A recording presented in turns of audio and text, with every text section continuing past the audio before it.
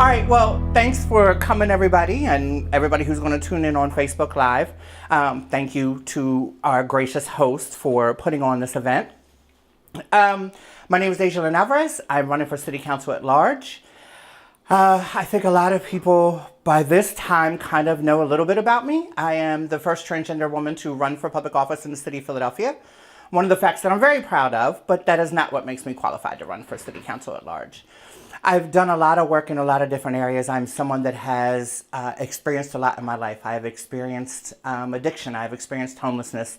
I've experienced discrimination in disproportionate amounts. I have had to do survival sex work. And most of these things I have faced because of who I am and because we have lived in a society that doesn't always accept everyone. So I think representation matters. I think Philadelphia city government does not have any LGBTQ representation on it, but yet we make up a large portion of the city demographic. But facing all of those things and then coming back in my career and working inside of all of those very same systems, working inside of the homeless system, working inside of the addiction system, doing programs around HIV prevention and treatment, which I currently do because I am still currently holding down my full-time job and part-time job while doing a campaign, which is something that, you know, you have to do. I still have to be able to keep a roof over my head.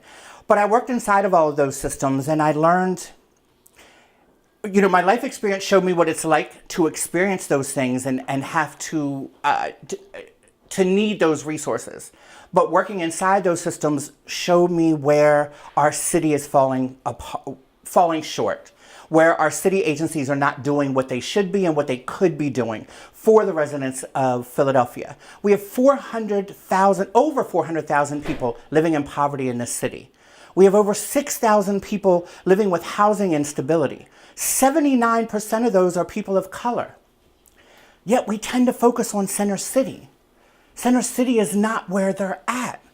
And the folks that live in North Philadelphia, Northeast Philadelphia, Northwest Philadelphia, Southwest Philadelphia, deep in South Philadelphia, all deserve the same amount of time, energy, and money that Center City gets to rebuild and look pretty for tourists, for people that can afford to buy $1 million penthouse.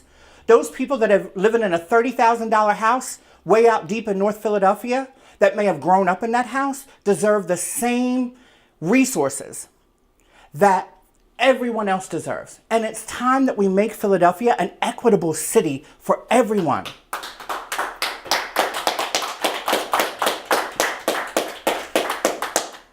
You know, for far too long, government, agencies, etc., have all been in favor of the few. Well, it's time we stop focusing on the few and start focusing on, you know, the many that don't have it and give them a chance. We need to encourage more people to open businesses and to be entrepreneurs and to step out of their own maybe insecurities. But we need to have resources for them in order to do that. We need to start concentrating on the small business owners instead of penalizing them. You know, a small business owner has a rough month or a rough couple of months and a piece of equipment breaks down. They're facing having to shut down their business, or maybe they have to, remortgage their house or whatever they can to do this. But the city has resources that we should be putting in place to help small business owners. We have those resources and we should be encouraging that because small businesses are a large portion of our tax bracket. They bring in a lot of money for the city, so shouldn't we be taking care of those that are helping bring money into the city instead of looking out for those that are coming into our city and trying to make money off of us?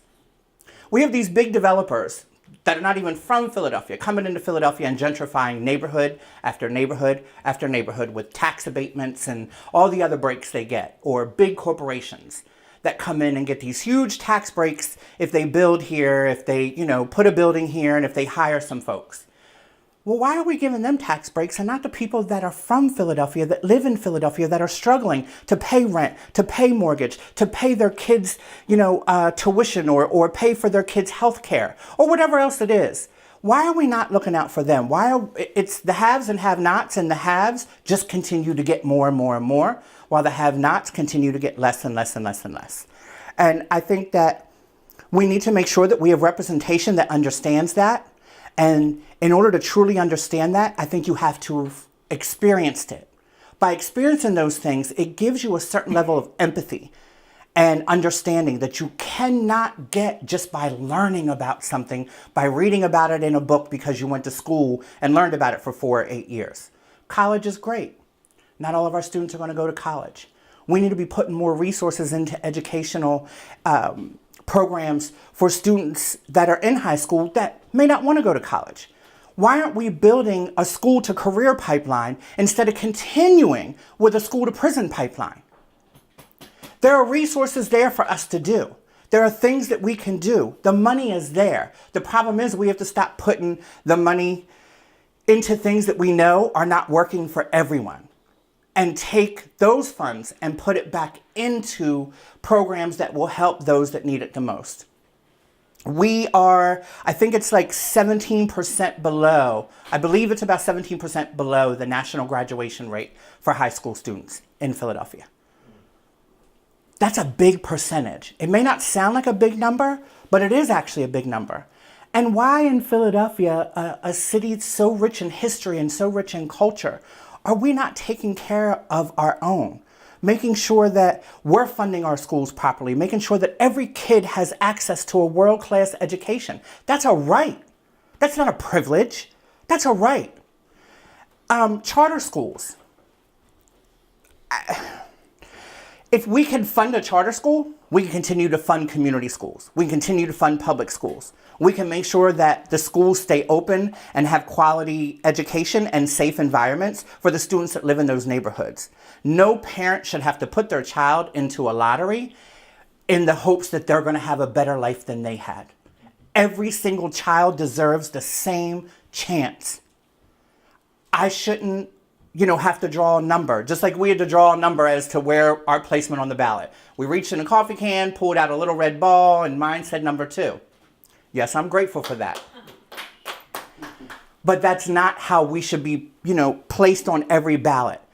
I shouldn't have a better shot at getting elected because I'm number 1 or number 2 than someone who's 33. People should be able to judge based off of our ability and off of the policies that we want to work on when we get into city council. And no one's child's education should be based off of drawing a number out of a lottery in hopes that they get to attend a good school. Every school should be a good school, period.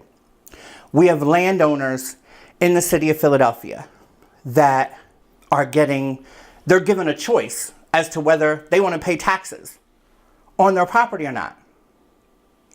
I don't get a choice for my taxes that come out of my paycheck every other week. You don't get a choice out of the taxes that come out of your paycheck every other week.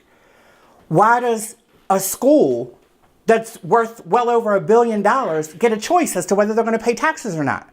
You tax them. That's it. They're still going to make money. The students' tuition isn't going down. The students are still paying $100,000 to get an education there. So if they're still paying $100,000 to get an education there, why are they burdened with a tax just like we are? Everyone says we have to have, in order to get money for the city, we have to increase taxes. No, we don't. We just have to make sure that everyone's paying their fair share. And when we stop giving the breaks to the people that have it, that should be paying it, then we won't have to keep burdening, the everyday person, the mom and dad that are struggling to survive and take care of their children, that are struggling to pay rent, that are struggling to pay mortgage. Rent control. Rent is out of control in this city. I lived in South Philadelphia over in Pennsport for a few years. I got priced out. I couldn't afford to live there anymore. I moved over to Port Richmond. I'm living there now, but prices are rising there. I may end up having to move from Port Richmond because I myself may not be able to continue to afford to pay the rent that goes up every single year by a pretty good amount. But I'm lucky. I have a job that at least I can keep a roof over my head. There are a lot of people that are working multiple jobs that are making less than minimum wage. So they have to work 2 and 3 jobs to make that $15 an hour. We need to have some kind of rent stability in this city. We're turning Center City, Philadelphia, into New York. You go downtown now, there's big jumbotrons wrapped around the buildings and all of that. But all of that comes with rent increases all the way around. And as we push people out of Center City, and we're pushing people into the other neighborhoods, those people move into those neighborhoods, and then the rents continue to go up there. We're eventually going to push everybody but millionaires and billionaires out of our city if we don't do something about it. There are things we can do. We need people in office that are willing to do them. We need people in office that understand that this stuff needs to be done. We need people in office that are not afraid to stand up and fight for what's right and stand up against those that continue to fight against what's right. That's some of the reasons why I'm running for city council at large. I appreciate everyone coming and showing support and everyone that tuned in on Facebook Live. My number at the poll is number 55. So if you like what I have to say, I hope you push number 55 on May 21st. Thank you. Deja, what is your plan to create a school to jobs pipeline as opposed to the school to prison pipeline? And second, what is your plan to bring more funding to our schools? So, well, we talked about like University of Pennsylvania. Yeah. They have a choice as to whether they pay the taxes or not. If we actually tax them the same way that we tax everybody else, that would bring a whole lot of money in for the schools. If we get rid of the tax abatement, if we create a tax abatement that benefits big developers, then we can create a tax plan that helps the people living in the neighborhoods so that they don't get pushed out of their homes. So if we start taxing the folks that have it and should be paying it, that's going to be a lot of additional money. And honestly, the state still owes Philadelphia a whole lot of money for the school district. Do you know that some counties in Pennsylvania get upwards of $10,000 more a year per student than the city of Philadelphia does? No county should get more than Philadelphia does when we pay the majority of the taxes in this state. So we should, if anybody is going to get more, and I'm not saying that that's right because nobody should. Every school should get the same exact amount. Your zip code, the price of your house, none of that should make a difference. Every place should pay the same amount in taxes. And if we start practicing that here in Philadelphia, we will have the revenue necessary to put into our schools and make them what they should be for every student. And what was the other question? How do you propose to create a school to job pipeline for those of our students that don't plan on going to a four-year college?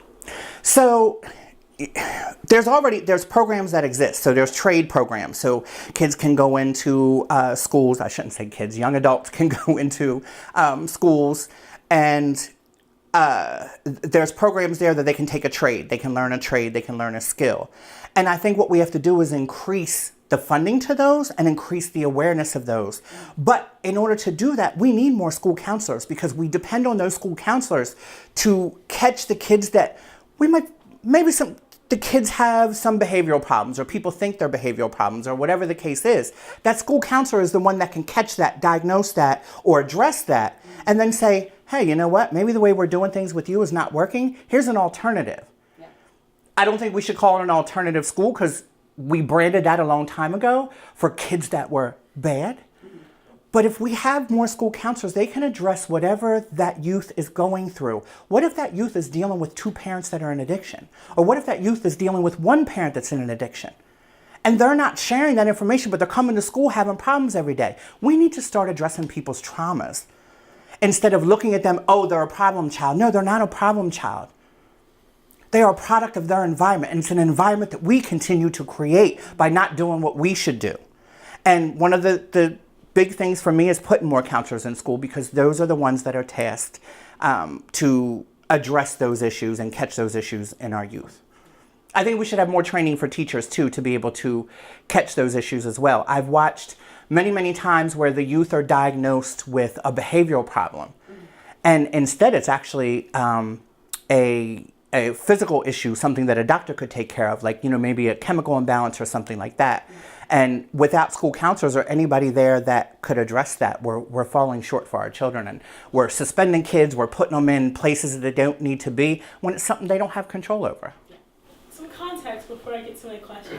So me and my lovely boyfriend were taking an Uber back. And we had a black Uber driver who was telling us that up to 20 years ago, he and his friends, not 20 years, like 30 years ago, he and his friends couldn't walk through South Philly because they get chased out by Italians and Irish people. It was an extremely racist and segregated city. There was a lot of distrust between neighborhoods and different races and ethnic groups. They didn't believe the city would do anything about it. They didn't trust the cops or police, and the city didn't call them crime florists and so forth.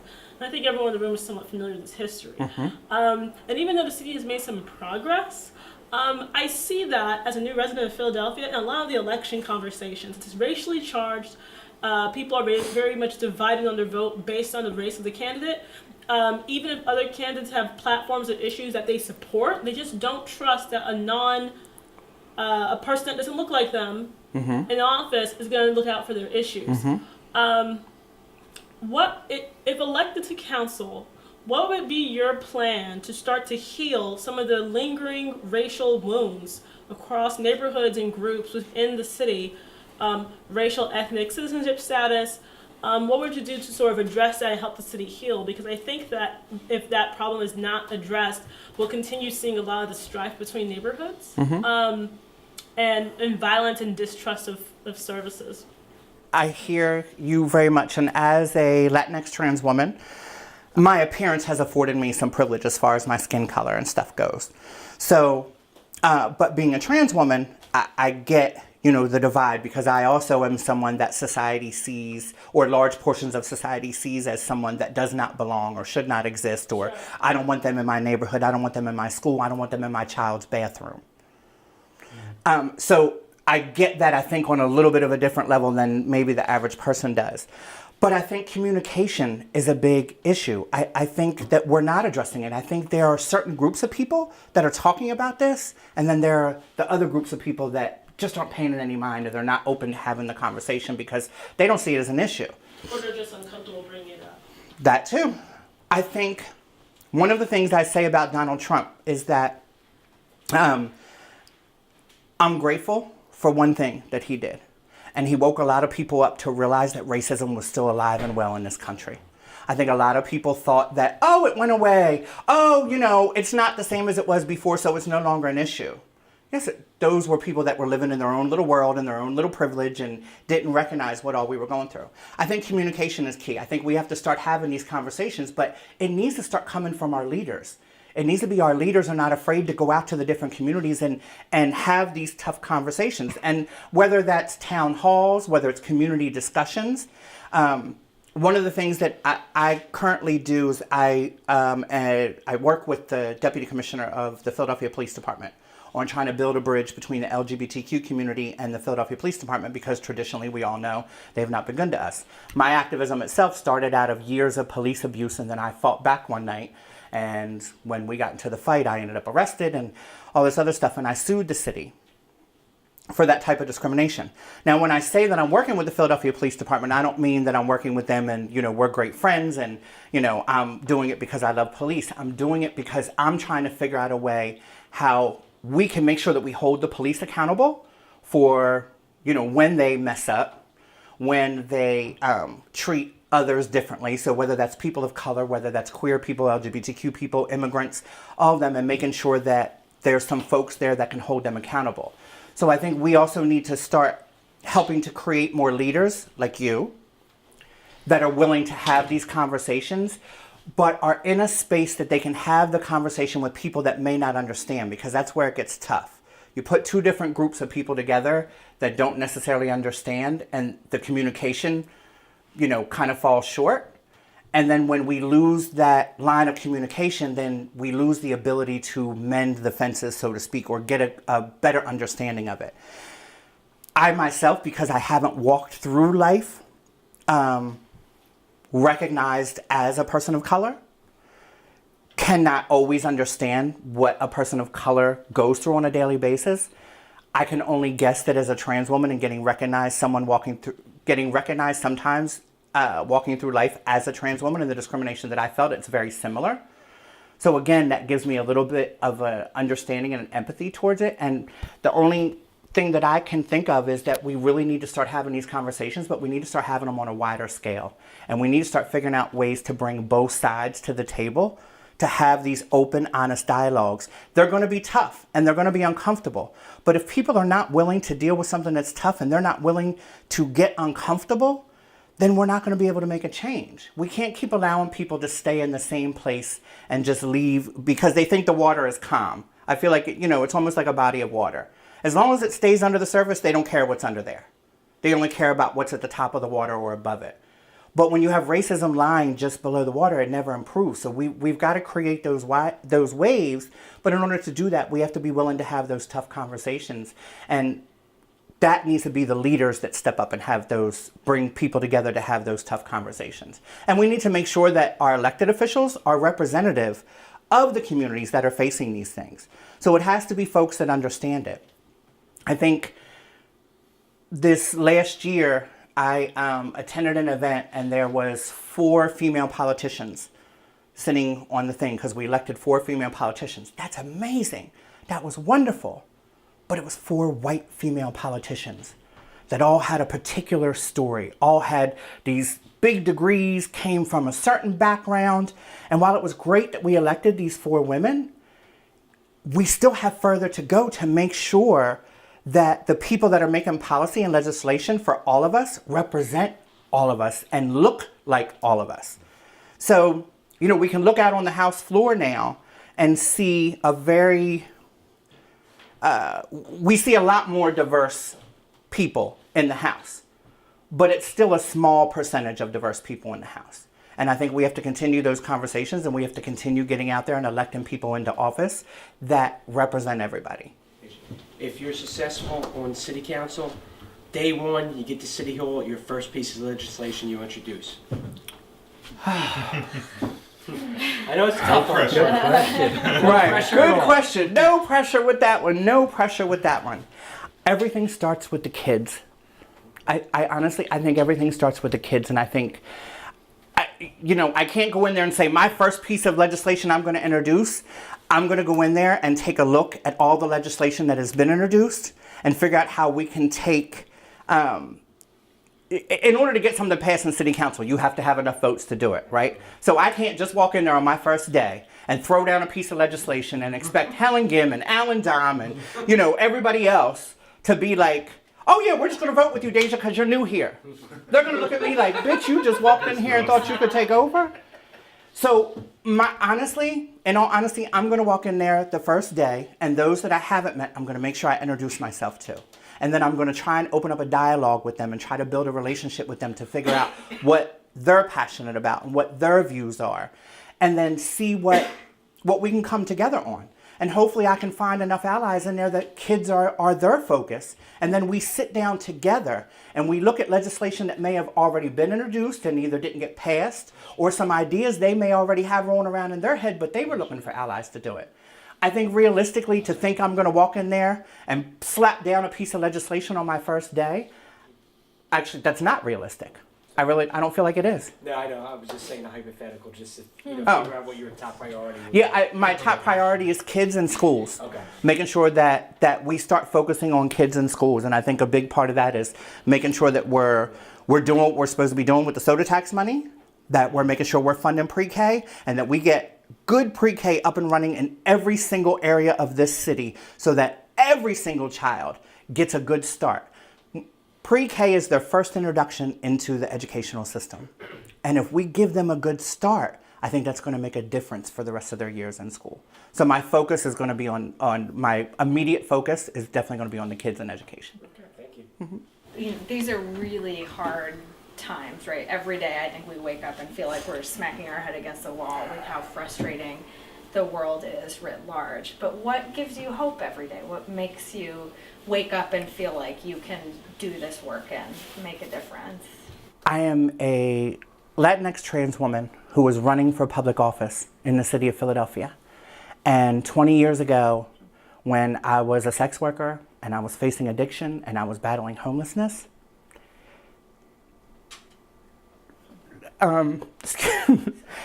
would have never thought that was possible.